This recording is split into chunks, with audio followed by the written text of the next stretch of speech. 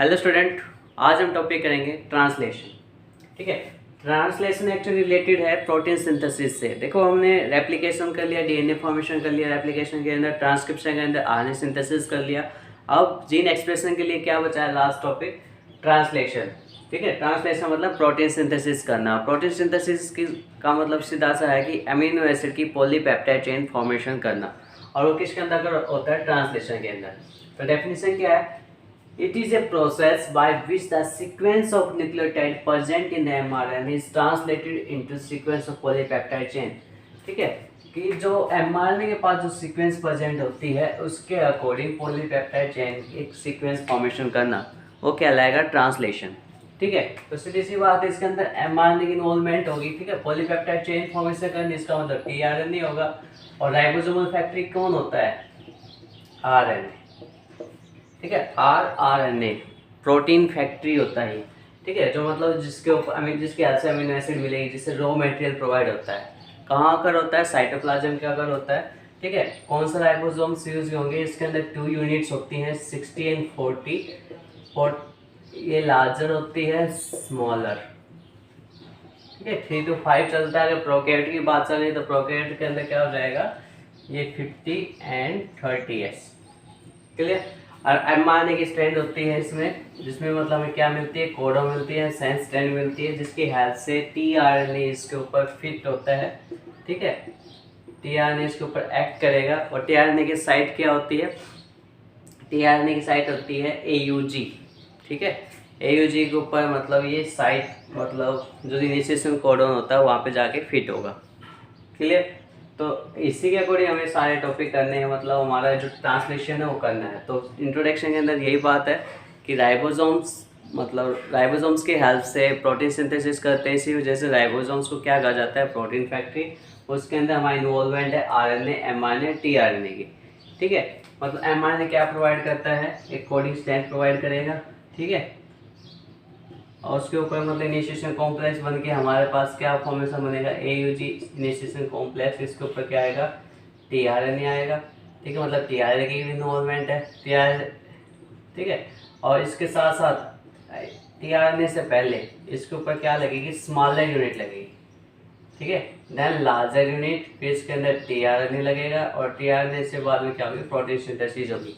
ठीक है। और जब एक एमआरएनए को बार बार राइबोसोम्स की जो डोम शेप जो शेप बनती है, डोम शेप। ठीक है। जो RNA की बनती है, जब कंटिन्यू लंबी चेन फॉर्मेशन होगी उसे क्या बोलते हैं? पॉलीसोम्स या पॉलीराइबोसोम्स। ठीक है। और इसकी हेल्प से साइटोप्लाज्म के अंदर प्रोटीन सिंथेसिस होती है। तो क्या क्या स्टेप्स इसके अंदर इन्वॉल्वमेंट होते हैं वो हम स्टडी करेंगे। तो स्टेप्स देखते हैं हम। फर्स्ट वन क्या है? Activation of amino acid. Second one, transfer of amino acid to tRNA। Chain initiation, elongation and termination. Initiation, elongation, termination, main चीज हमारा जो ट्रांसलेशन का वो इस तीनों स्टेप के अंदर है। लास्ट वन क्या? Modification, release of polypeptide. ठीक है। मतलब जो स्टार्टिंग का जो भी सिस्टम इसके अंदर स्टार्ट होगा वो क्या क्या है? First one, activation of amino acids करते हैं। ठीक है। एक्टिवेशन ऑफ अमीनो एसिड किसके हाथ से होगा? क्योंकि इन प्रेजेंस ऑफ ATP, क्योंकि एनर्जी मॉलिक्यूल चाहिए। In presence of ATP and amino acids, क्या? Amino acids. ठीक है। एक कंबाइंड फॉर्म के अंदर अरेंज होते हैं और क्या फॉर्म करते हैं? AEE complex, amino acyl synthesis. ठीक है। Amino acyl synthesis. ठीक है। हमारा जो कॉम्प्लेक्स बनता है वो क्या बनता है? Amino acyl synthesis, enzyme formation बनता है। और इसका एक दूसरा नाम और है, कौन सा होता है? Amino acyl tRNA synthesis. ठीक है। इसकी प्रेजेंस के अंदर, सॉरी। ठीक है। Amino acyl tRNA synthesis. और क्या फॉर्मेशन बनेगा हमारा? Amino acyl adenylate. ठीक है। एडिनलेट, अमीनो एसाइल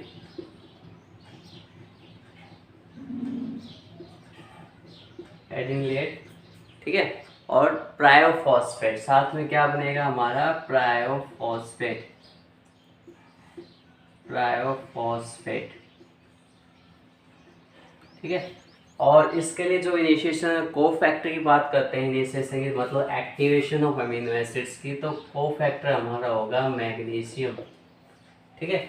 मैग्नीशियम इसमें कोफैक्टर का काम करता है जिसकी हेल्प से हम AMP कॉम्प्लेक्स ई कॉम्प्लेक्स फॉर्मेशन करते हैं अमीनो एसिटाइल एडिलाइलेट एंजाइम। एक्चुअली में क्या है, ये एंजाइम है, ठीक है। अब इसका आपको स्ट्रक्चर ये क्यों दिखाना है, जैसे मान लीजिए ये क्या है, अमीनो एसिड्स हैं, प्लस में हम किसके साथ रिएक्शन करवाते हैं इसकी ATP के साथ। तो ATP का जो ATP कंज्यूम होगी इसके अंदर, ये PI मोलिक्यूल हो गया, PI ये क्या हो गया ATP, ठीक है।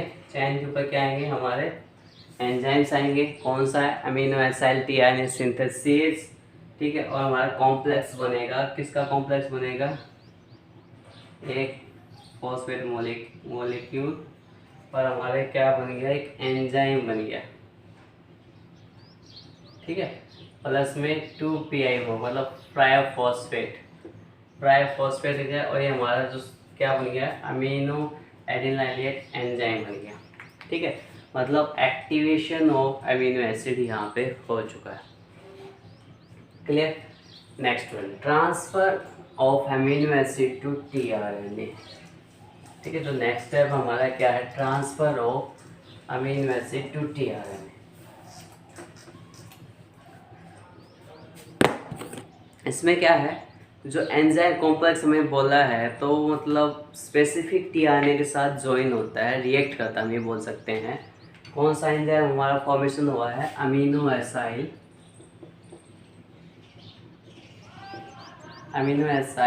एडिलेट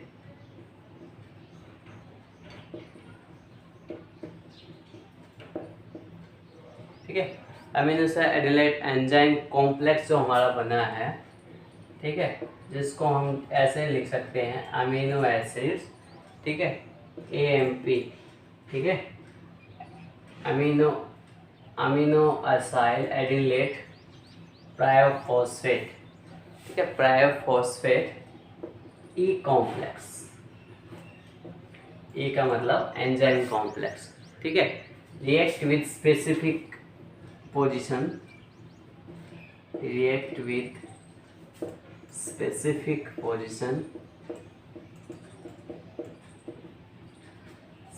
position with tRNA, ठीक है।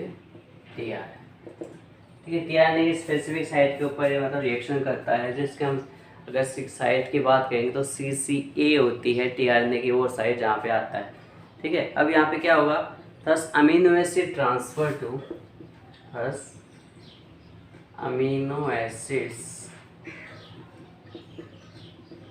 ट्रांसफर, ठीक है, ट्रांसफर टू tRNA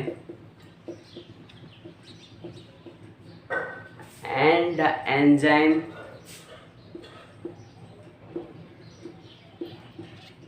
कौन सा एंजाइम हमारा AMP लिबरेटेड, ठीक है। AMP लिबरेटेड कैसे होगा, उसकी रिएक्शन अगर आप दिखाना चाहोगे, इस रिएक्शन के अंदर क्या होगा, जैसे हमारे पास एक कॉम्प्लेक्स था, ATP फॉर्मेशन किया था स्टार्टिंग के अंदर, ठीक है। ये कॉम्प्लेक्स हमारे पास, इसके साथ आपने EO लगाना है और एंजाइम और एक tRNA साइट है, tRNA साइट हमेशा 3' के ऊपर होगी। और इसके ऊपर कोडिंग सीक्वेंस की बात करेंगे तो कौन सी सीक्वेंस प्रेजेंट होगी हमारी CCA, ठीक है। और ये हमारा क्या है tRNA की साइट है, क्लियर। और अभी किस में कन्वर्ट होगा, मतलब विद द हेल्प ऑफ मतलब अमीनो एसिड की हेल्प से किस में कन्वर्ट होगा, tRNA एक्टिवेट होगा, ठीक है। यहाँ पे प्रोटीन बाइंड होगी, आपको इम्पोर्टेंट पार्ट है चेन इनिशिएशन के अंदर, आपको पता लगेगा इसका क्या रोल होता है, ठीक है, इलोंगेशन के अंदर।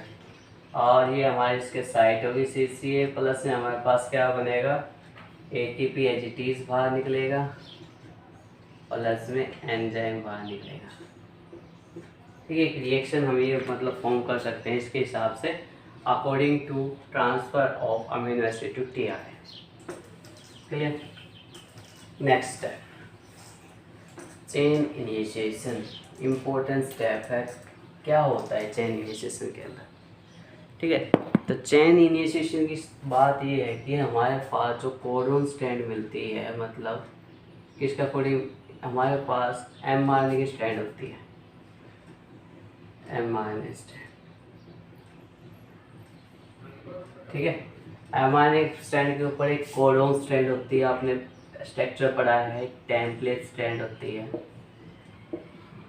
ठीक है, और जो इसका टेम्पलेट स्ट्रैंड है, जो भी इसका मतलब स्टार्टिंग होगा, मतलब राइबोसोमल या टीआरएनए जो एक्ट होगा वो प्रमोटर साइट, मतलब इनिशिएटर साइट की तरफ एक्टिवेट होगा, जहाँ पे हमारे पास क्या कोडोन सीक्वेंस प्रेजेंट होगी, ऑलवेज क्या होगा, AUG। रेयरली, बहुत कम चांस है यहाँ पे GUG के मिलने, क्योंकि GUG भी एक प्रकार से इनिशिएशन है, लेकिन आप इनिशिएशन कॉम्प्लेक्स की अगर बात करोगे या कोडोन की बात करोगे तो हमेशा किसका नाम आएगा, AUG। ठीक है, यहाँ पे हमारा जो प्राइमर होता है, देखो स्मॉल यूनिट ऑफ राइबोसोम्स, जैसे यूकैरियोट्स की बात करें तो 40S आएगा, और अगर प्रोकैरियोट की बात कर रहे हैं तो 30S आएगा। ठीक है, अभी 40S की जो साइट है वो यहाँ पे आके बाइंड करेगी। ठीक है, अकॉर्डिंग टू कोडन सीक्वेंस के अकॉर्डिंग यहाँ पे बाइंड करेगी। इसके अंदर जो एंजाइम टेक पार्ट करेगा, कौन सा करेगा, एक तो इनिशिएशन फैक्टर 2, इनिशिएशन फैक्टर 2, जिसको मतलब हम बोल सकते हैं IF2, इनिशिएशन फैक्टर 2। इसके अलावा अमीनो एसाइल टीआरएनए सिंथेसिस, कौन सा होगा, अमीनो एसाइल टीआरएनए सिंथेसिस। ठीक है, ये एंजाइम होगा, और इसके मतलब किस सीक्वेंस के अकॉर्डिंग यहाँ पे इसकी जो ज्वाइनिंग होगी, तो एडेनिन के साथ देखो क्या आएगा, U आएगा, और इसके साथ क्या आएगा, A, इसके साथ C। तो इसका मतलब इसकी जो स्ट्रैंड मिलेंगे हमें, कोडिंग स्ट्रैंड क्या मिलेगी, UAC।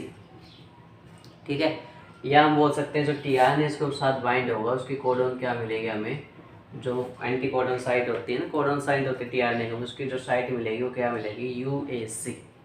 ठीक है, यहाँ पे एनर्जी कौन सी यूज होती है, यहाँ पे GTP, ग्वाइनिन ट्राइफॉस्फेट, इन जो एनर्जी मॉलिक्यूल की तरह काम करता है। ठीक है, एनर्जी मॉलिक्यूल की तरह एक्ट करता है। ठीक है, यहाँ पे इनिशिएशन फैक्टर डिफरेंट होते हैं। इनिशिएशन फैक्टर अगर बात करेंगे, प्रोकैरियोट्स के अंदर 3 होते हैं, कौन सा, initiation factor 1, initiation factor 2, initiation factor 3। ठीक है, लेकिन अगर बात करेंगे यूकैरियोट्स के अंदर, 10 होते हैं। क्या होते हैं, 10 होते हैं हमारे पास। तो 10 कौन से होते हैं, EIF, eukaryote initiation factor, E यहाँ पे लगाना है, तो 2, ठीक है, मिलेगा EIF, कौन सा मिलेगा, 3, and EIF 4, EIF 4A, EIF 4B, EIF 4C। ठीक है, फिर क्या मिलेगा, EIF 4E, C के बाद D, और EIF 4E, इसके बाद मिलेगा EIF कौन सा, 5, एंड EIF 6। ये सारे के सारे क्या है, हमारे इनिशिएशन फैक्टर हैं यूकैरियोट्स। ठीक है, फिर मैंने बात की जो टीआरएनए की जो साइट है, मतलब कौन सा कॉम्प्लेक्स हमारा फॉर्मेशन बनाते हैं, किस टाइप का, जिसकी साइट ऊपर क्या आती है, CCA, क्या आती है, CCA, और 3' के ऊपर था। यहाँ पे जो ये मॉलिक्यूल है ये एक्चुअली में क्या होता है, मिथनोइन होता है। क्या होता है, मिथनोइन। मैक्सिमम हमारे पास मिथनोनिन प्रेजेंट होता है। ये क्वेश्चन पूछा जा सकता है कि जो इनिशिएशन फैक्टर है, मतलब चैन इनिशिएशन के अंदर टीआरएनए होता है उसके साथ कौन सा अमीनो एसिड प्रेजेंट होता है, तो मिथनोनिन प्रेजेंट होता है। ठीक है, और ये किस में काम आता है, ये ट्रांसपोलाइजेज एंजाइम एक्टिवेट करने में काम आता है। कौन सा,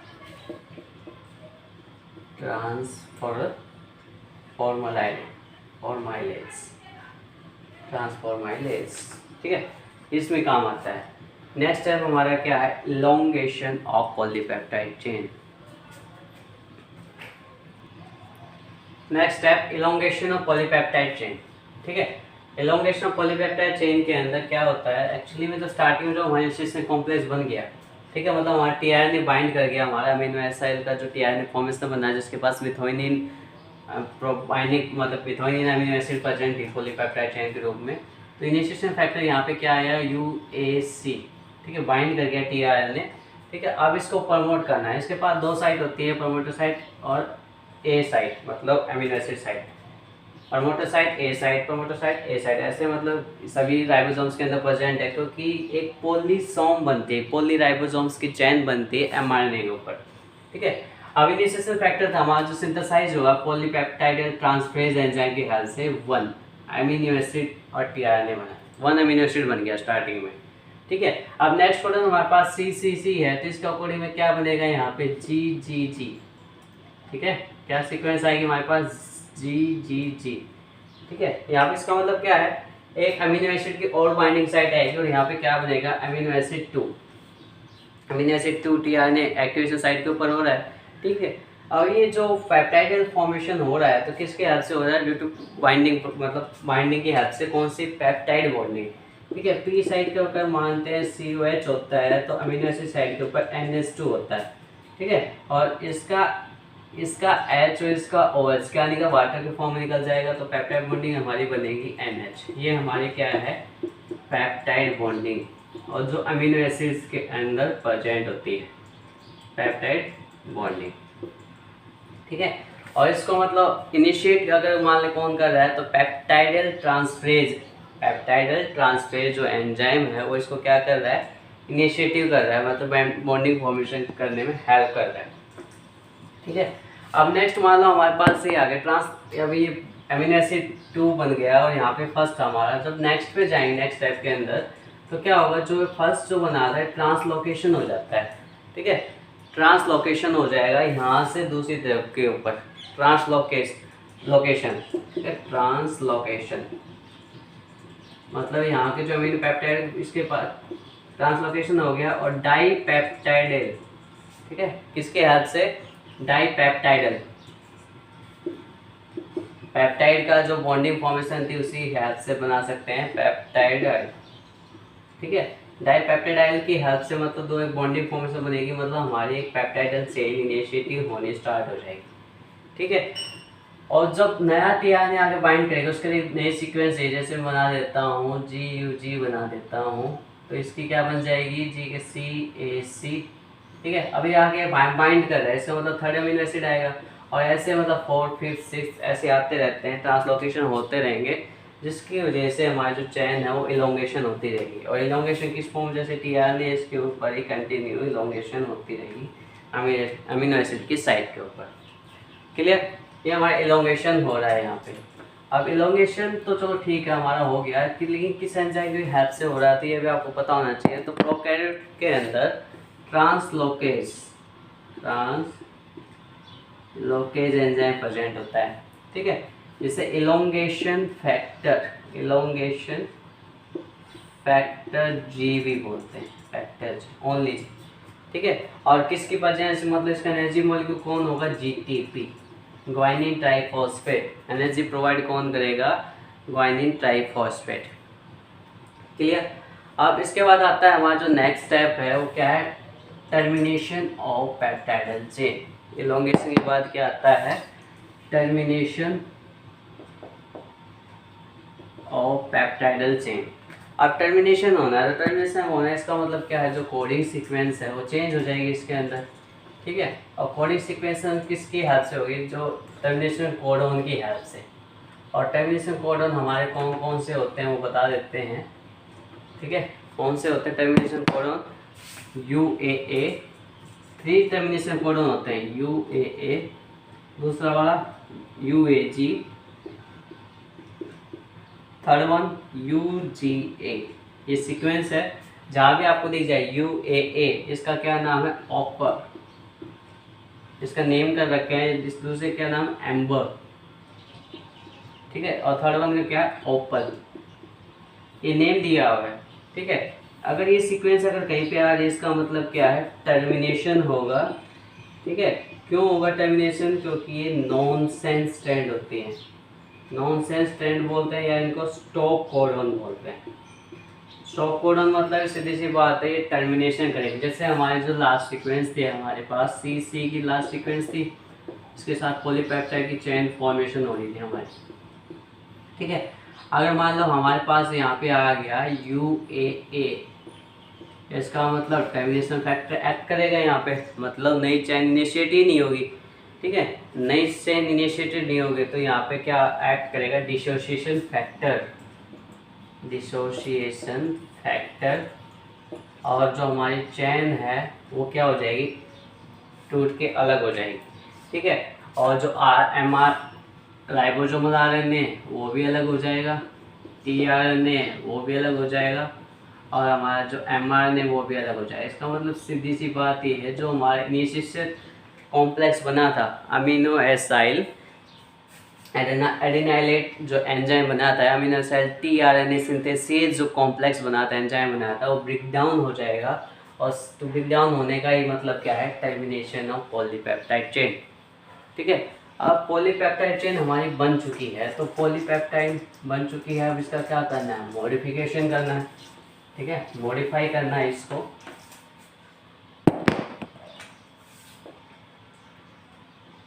मॉडिफिकेशन ऑफ पॉलीपेप्टाइड चेन। ठीक है, मॉडिफिकेशन मतलब फर्स्ट वन देखो, हमारे जितने भी प्रोटीन बने हुए हैं उसमें बोला था मिथोइनिन प्रेजेंट होगा। ठीक है, जो उसकी फर्स्ट प्रोडक्ट मतलब फर्स्ट प्रोटीन की बात आएगी तो कौन सी होगा? फॉर्माइलेटेड मिथोइनिन।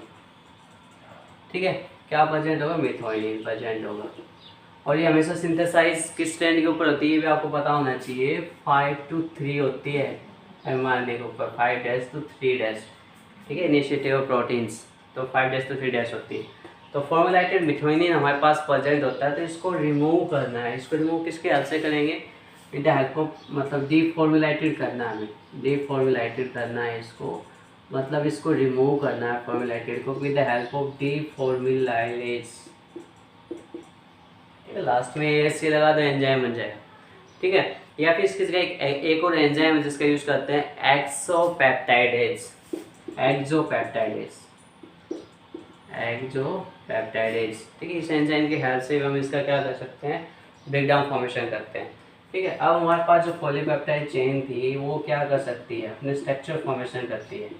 ठीक है, अगर मान लो हाईली कोलाइड स्ट्रक्चर बन रही है, कोलाइड हो रही है काफ़ी, तो इसका मतलब क्या है? टर्शियरी स्ट्रक्चर बन रहा है, और टर्शियरी स्ट्रक्चर में भी ज़्यादा बॉन्डिंग फॉर्मेशन हो, इंटरमोलिक्यूलर बॉन्डिंग फॉर्मेशन हो रही है, हाइड्रोजन बॉन्डिंग फॉर्मेशन हो रही है। इसका मतलब क्या? क्वाड्री स्ट्रक्चर बन रहा है। ठीक है, मतलब primary to quadri structure, protein structure होते हैं, वो स्टेबल कर सकते हैं यहाँ पे। ठीक है, लेकिन अब इसमें देखते हैं और भी क्या चीज़ है। देखो, अगर ट्रांसलेशन को रोकना है तो कौन सी एंटीबायोटिक आप यूज करो? ठीक है, ट्रांसलेशन अगर मतलब आपको रोकना है तो प्यूरोमाइसिन, मतलब इनहिबिट द प्यूरोमाइसिन, जो क्या करता है? ट्रांसलेशन को स्टॉप करता है, मतलब ट्रांसलेशन होने नहीं देता, स्टॉप करता है इसको। ठीक है, और एक टेट्रासाइक्लिन एंटीबायोटिक है, टेट्रासाइक्लिन, नाम सुना होगा इसका, बिल्कुल इज एंटीबायोटिक है ये।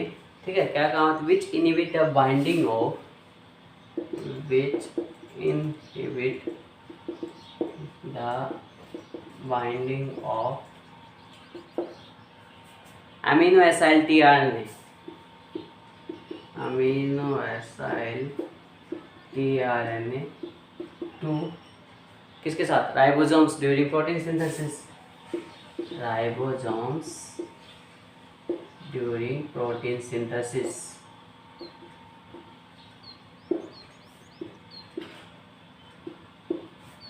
ठीक है। और अगर ट्रांसक्रिप्शन का पूछ लिया जाए तो ट्रांसक्रिप्शन का मैंने पहले बताया नहीं है पहले वीडियो में, तो actinomycin D, actinomycin D antibiotic जिसपे से स्टॉप किया जा सकता है। और एक और है टोडस्टूल मशरूम, कौन सा है, टोडस्टूल मशरूम, ये भी क्या करती है, ट्रांसक्रिप्शन को स्टॉप करने में हेल्प करती है। ठीक है, तो ट्रांसलेशन में इतना ही। नेक्स्ट है कोडॉन।